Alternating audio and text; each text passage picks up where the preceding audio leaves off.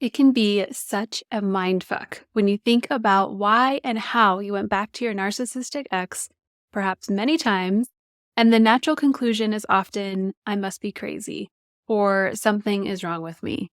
And I'm going to lay out for you in this episode why that is, in fact, not the case by giving you a better understanding of the characteristics of a narcissistic relationship and how they fuck with our psyche. And once you know how they work, you'll be able to recognize if you're getting spun up into another web of narcissism and how to get yourself out. And be sure to stick around to the end of this episode where I will pull an oracle card with a specific message that you can use this week to stay more conscious in your healing. Welcome to Lucid Living with Bree, the podcast helping women to heal from the mindfuck of confusing relationships and break out of those frustrating cycles so that you can step into your best self and attract and hold healthy love. I am your host, Bree Wolta, relationship clarity coach and EFT certified practitioner. Let's dive in. Welcome back to this episode. This one might just change your life. And I say that very concretely because for me, when I was trying to figure out why I was going back to my narcissistic ex after everything that I could put on paper that was not working or that he had done or how he had hurt me or how the relationship was just blowing up, once I've understood better the characteristics of narcissistic relationships, it was like everything fell into place. I was like, this makes sense. Makes sense like within something that seemingly makes no sense, right? It feels like a mindfuck because it is a mindfuck. So my intention for you is to better understand the mindfuckery so that you know what you are working with. So to start, we got to start by just defining what a narcissistic relationship is.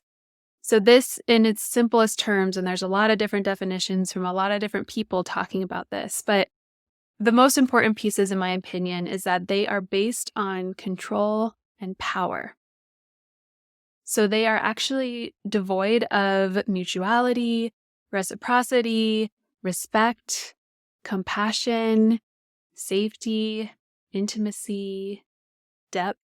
And when I say intimacy, I mean vulnerable intimacy. You might be having really hot sex, but there's not the deep, intimate, I'm going to show you my soul and you're going to show me your soul, and we're going to love each other more because of it. It's very much based on control and power. So that can be hard to kind of wrap your head around. So what does that look like? There's characteristics of a narcissistic relationship that you can expect when you're moving through this experience with somebody. The first is what we call the love bombing phase. So this is really where you are being idealized. And in a lot of ways, you're idealizing the person too. But the love bombing phase feels euphoric. It feels absolutely like your dream come true, like Prince Charming just rode in from the foreign land, landed on your doorstep, and is like, give me your 3 wishes. I'm going to grant you everything you wanted. I know I'm combining fairy tales here and that doesn't really make sense, but you get it. It's fast. It's hard. It's intense. It's euphoric. It's everything you want by design.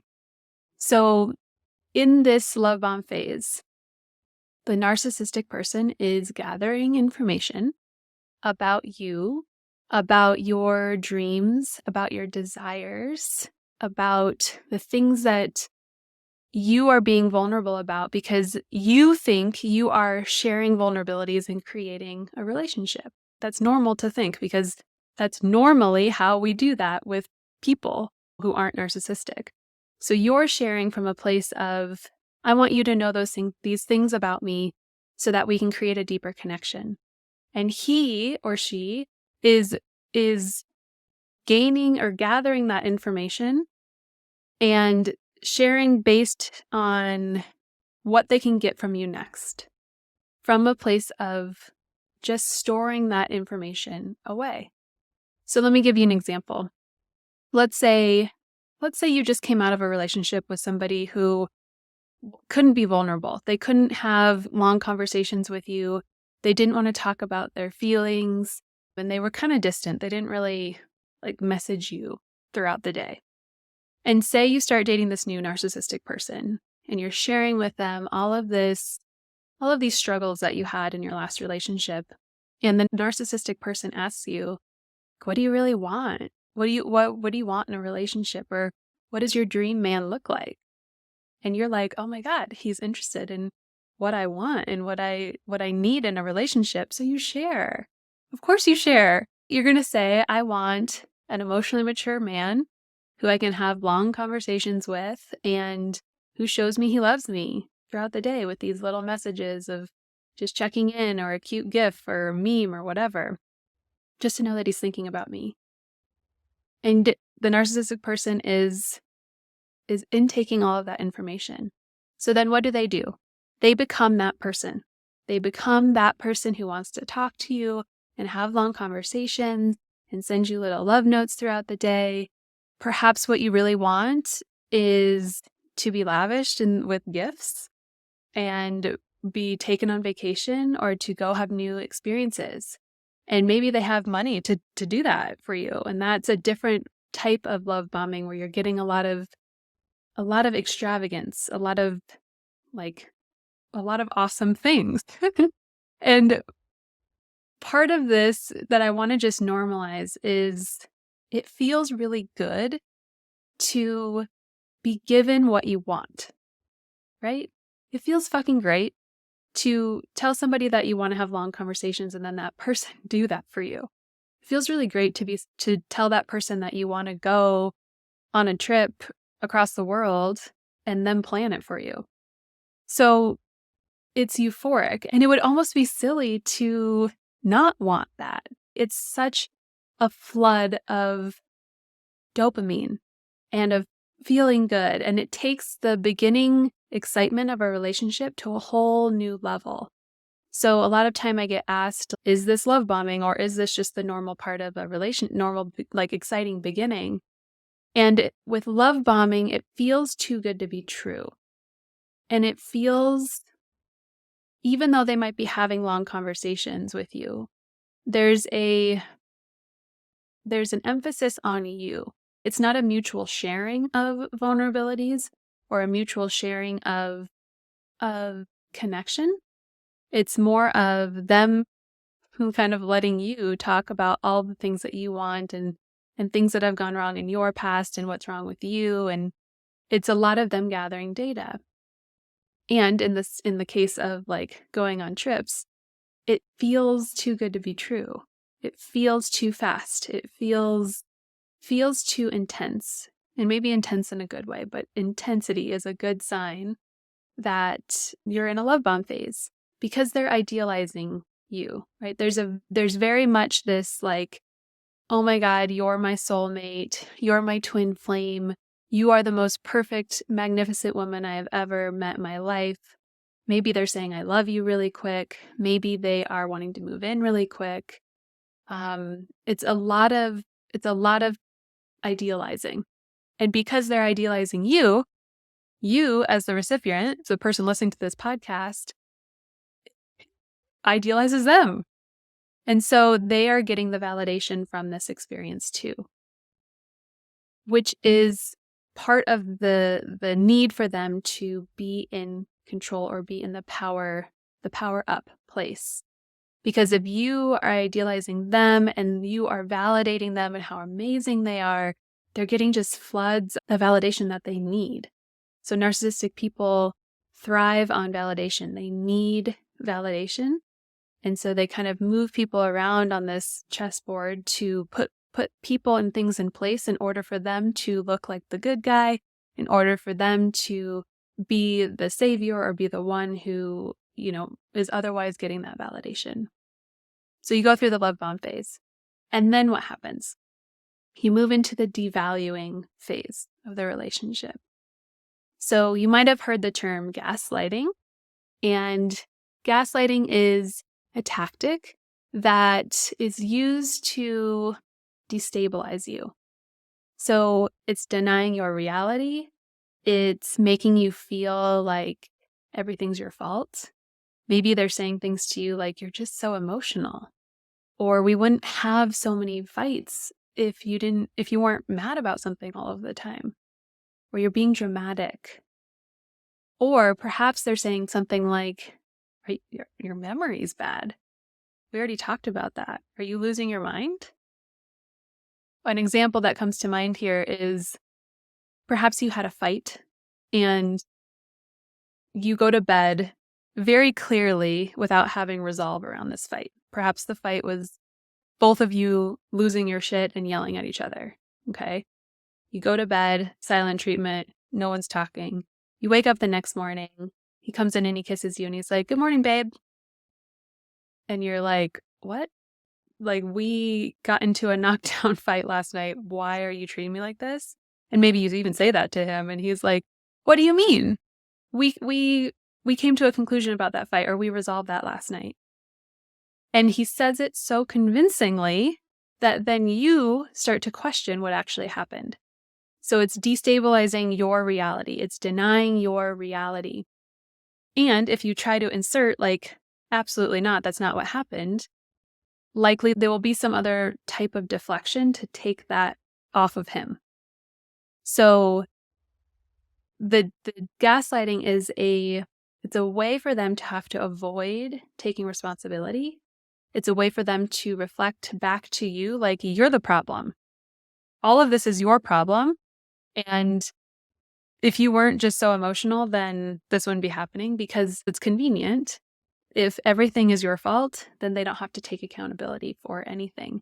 Because narcissistic people have a hard time, and I would argue cannot, take genuine accountability. So you might hear, "I'm sorry that you feel that way," or you might even hear, "I'm sorry that I did that." But that's not coming from a genuine place. It's not coming with reflection. It's not coming with what they can do different next time and or doing something different next time. It's just a way to say, "I'm sorry," to appease you, to get you off their back. So the gaslighting is a big, big part of this, where you start to question your emotional needs. You start to question your intellect. You start to question who you are.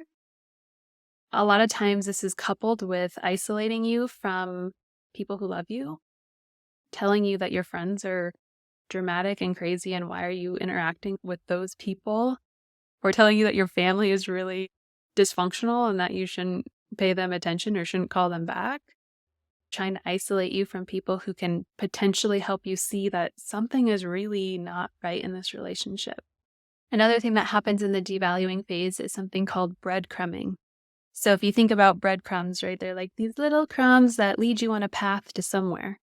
And as you're moving through the devaluing stage, you're not getting the same type of attention or idealization or love that you were getting in the love bomb phase. So if you think about that, like the love bomb is like you're getting fed these full meals and you're so satiated and you feel so good. And then as you start to move into the devalue phase, you start to get less big meals. And then those meals turn into breadcrumbs. And if you're starving, a breadcrumb is going to feel like an entire meal. So part of the tactic that they have is to take away this attention, this love, while also making you feel a little bit crazy, so that when they do decide to show up, when they do send you that text message, when they do plan the trip, let's say it's a surprise trip to California for the weekend, it's like everything in you lights up. You forget everything that they've done wrong. You forget how you felt 99% of the time, and you're hooked back in. He loves me.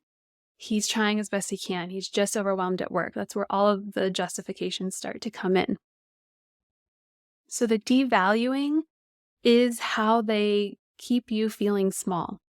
Gaslighting keeps you feeling small and crazy and analyzing yourself and trying to figure out what's happening, and all of your attention is just consumed. And the breadcrumbing is meant to keep you small because they're in control of how worthy you feel, of how loved you feel. So They need you to be below them so that, again, they feel more powerful, they feel more in control.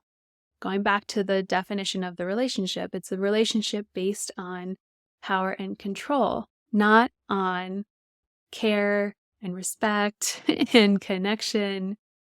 So it's coming from a different place. So then we move into the discarding phase. This is where potentially you're being cheated on, or they're just not engaging with you anymore. Like literally going silent on text message for maybe days at a time, maybe going on trips or away and not telling you where they're going, maybe just giving you the silent treatment, maybe sitting next to you but on their phone and completely disengaged from you or what you need, or potentially the children or the house duties or whatever else. They're just disengaged. They have discarded you as an important person that can give them the validation because they've won, right? They're in the power place. So what happens in this phase is often the person on the receiving end, so again, you, the person listening to this podcast, starts acting crazy, quote unquote. And I say that lovingly because I also did that, where you are so confused how this person went from Prince Charming to now sitting next to you and ignoring you completely, and how you can start to feel so emotional and like everything's your fault and you're so destabilized. You don't know what's real anymore. You don't know what this is anymore, but you still feel connected to them, and that feels confusing. So when something happens, let's say you have a sense that he's cheating on you.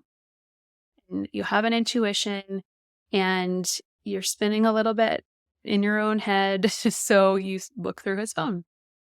And once you look through his phone, you find the proof, and then you confront him. And then he calls you untrusting. He says that you aren't a safe person because you're going through his phone.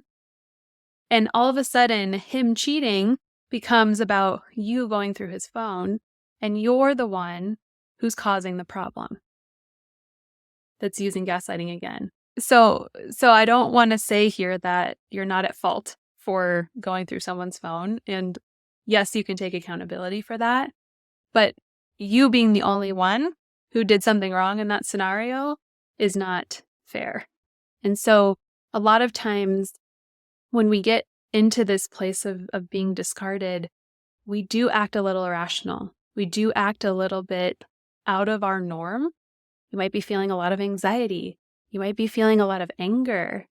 As the partner of a narcissistic person, will rage at them because we cannot, in our head, comprehend anything, and we cannot find that stabilizing base within ourselves.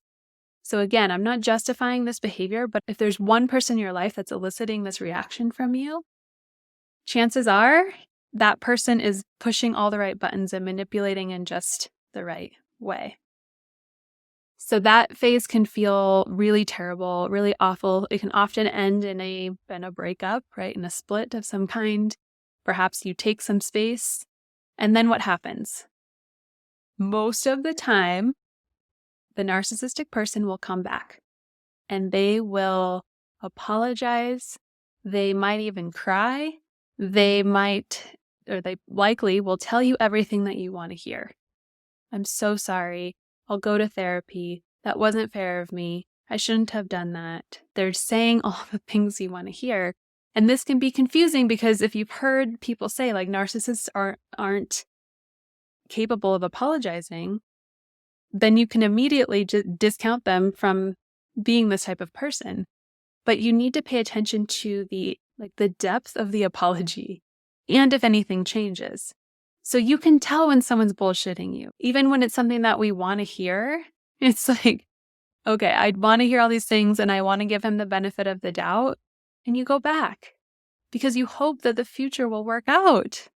Of course, you invested yourself into this person, whether or not they were operating from an authentic place, you were. And so you've invested yourself, you've invested time, You've invested a lot of memories. Maybe you have kids together. Maybe it's more complicated. And they're coming back and telling you, like, I've changed. I'm going to do the work. Let's go to couples therapy, whatever you need. And we want to believe that that's going to be true, that that's going to be the solution. It's really hard for us to let go of what could be when we still don't have all of the factual data pointing that that's never coming. So if you've gone back several times, you might just not have hit that point yet where you're like, oh, this is a pattern. He's consistently doing this. There's consistent promises and then nothing happened. So paying really close attention to what happens post-promise is really important. And another piece that makes this especially challenging is in the love bomb phase, you saw them be everything that you wanted. And you didn't just see it, you experienced it. So in your brain, you're like, he can get back there. He can be that person again. He just needs to apply himself. He just needs to go to therapy. He just needs to quit this job that's sucking all of his time. He just needs to stop cheating on me. And then he'll be that perfect person again because you've seen it.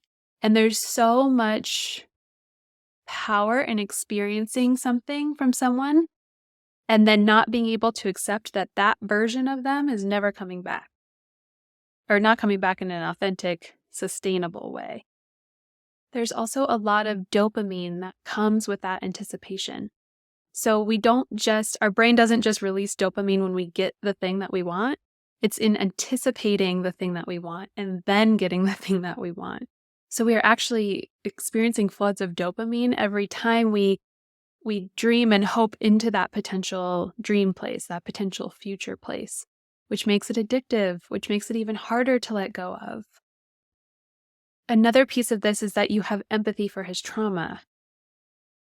And I know that that sucks because as an empathetic person, you want to give the benefit of the doubt. You want to be compassionate towards his childhood. You want to justify his behavior because he had a really hard upbringing and he just needs someone to give him a break. Often they're really painting their childhoods as traumatic, right? To, again, pull on your heartstrings. They know the pieces of you often better than you do consciously. To get past that piece, you need to have compassion without justification. So we can be compassionate about somebody's trauma and childhood and upbringing, but that doesn't justify that they are treating us the way that they're treating us. Because as adults, we're responsible for handling our shit so that we're not causing more shit in our adult relationships. So you can have compassion without justifying the behavior.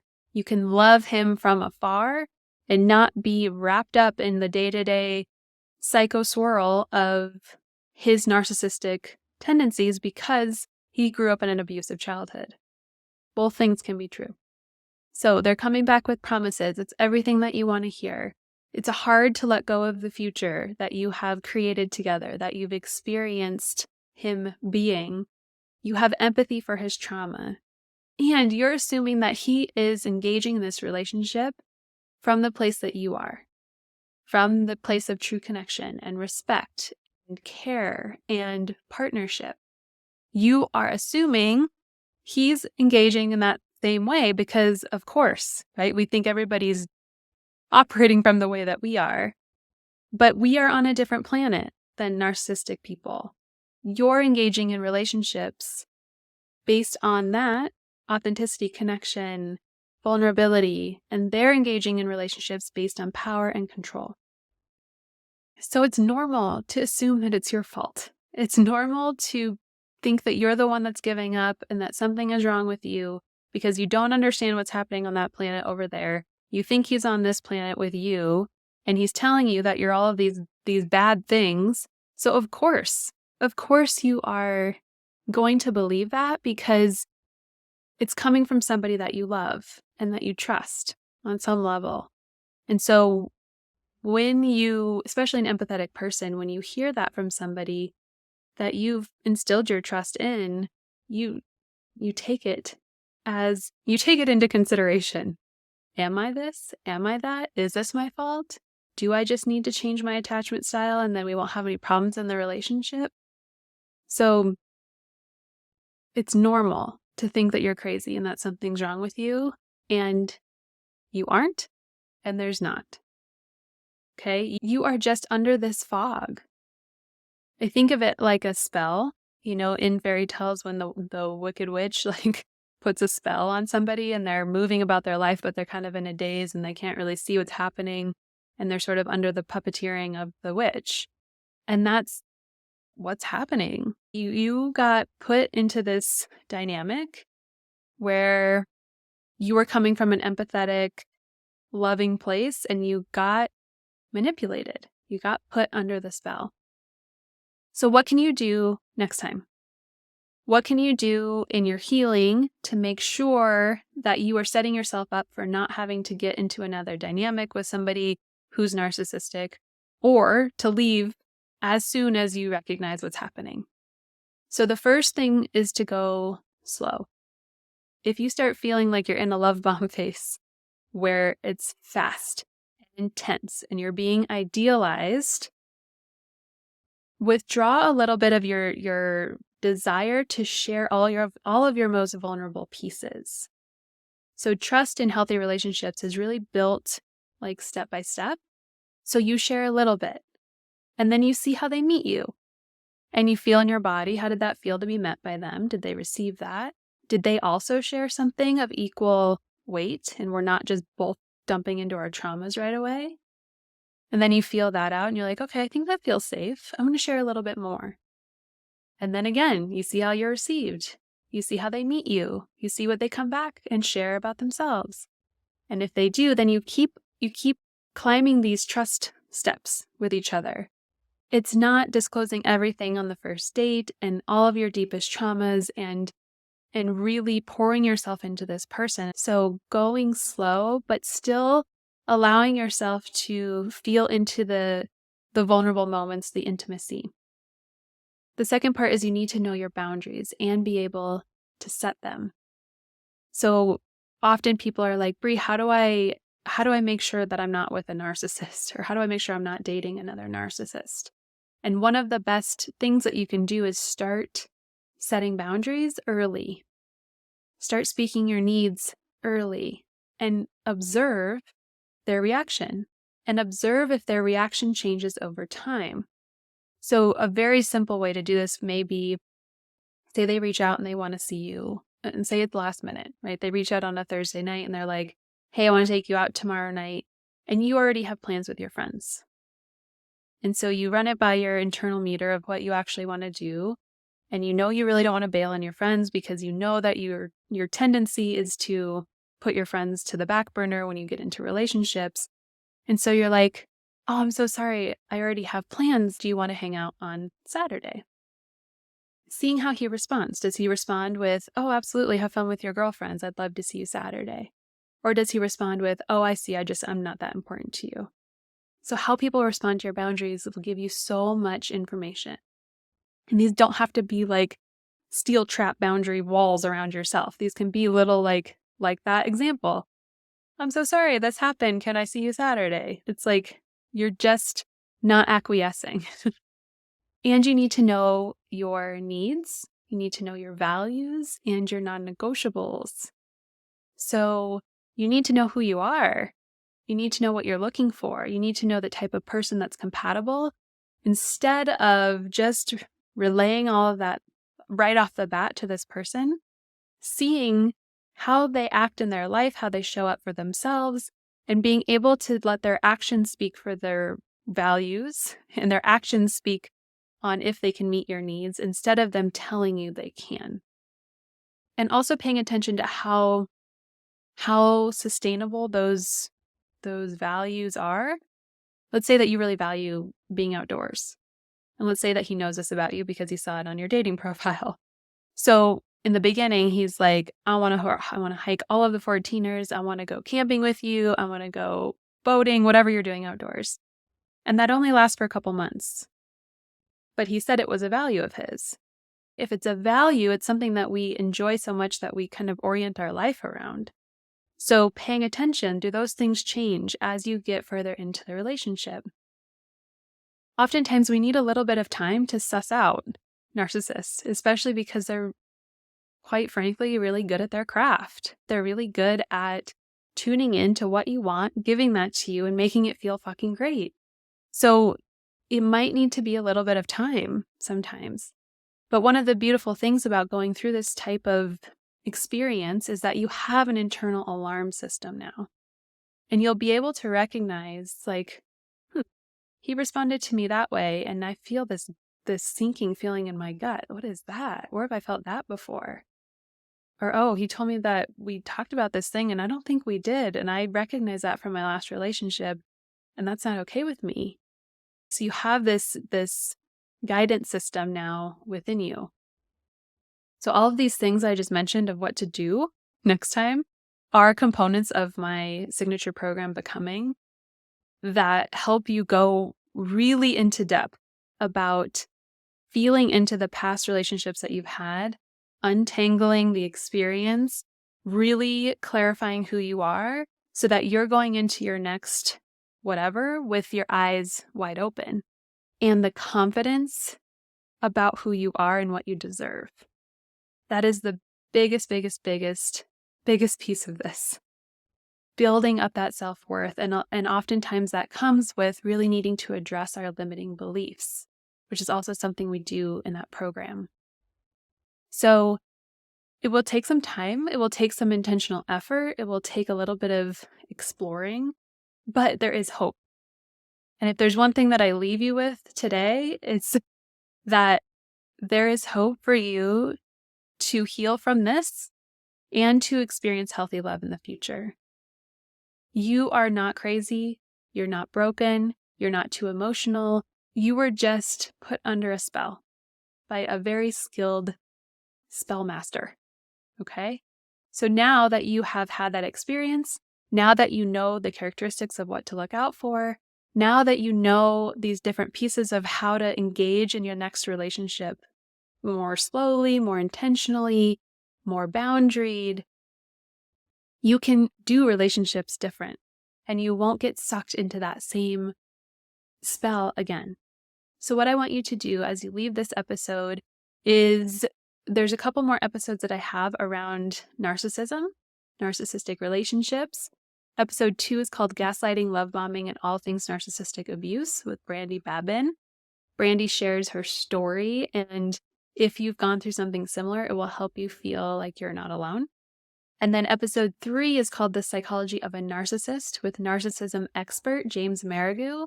And that is illuminating. So it goes into a lot more detail around the different characteristics of a narcissistic relationship, how their mind works, why they're doing what they're doing. So definitely check out that episode. And then to end, we always pull, oh, there it is. We always pull a Spirit Oracle card. This is a message for you. So if you're not watching the podcast on video, it's called Answer Your Call, and it's a picture of a phone. And I use Spirit Oracle cards because it offers us a message to help us tune into our intuition. So it might be exactly what you need to hear today, which might help you make understanding of something in your own healing, or otherwise be more conscious about what is showing up in your space. So answer the call. Here is what it says. The universe is calling you to help others. Someone needs you to show up. It's time to step out of your comfort zone and extend a hand or volunteer. Answer the call can appear when you have spent too much time in your own drama and you need a break. Answer the call brings with it the intended consequence of peace of mind and heart. Helping those who are in need doesn't mean you lose yourself. Being and doing for others is an act of love that the universe requires of us. It's the root of connection. No need to become overly responsible for someone else, though. This is simply an invitation to be kind, to help out, to share your gifts and talents with somebody who really needs you. Your presence, your wisdom, your humor, and your love. So see how that lands for you. See what pieces of that card feel true, how you can incorporate maybe giving back to somebody who really needs you as you're navigating through your healing. And I will see you in the next episode.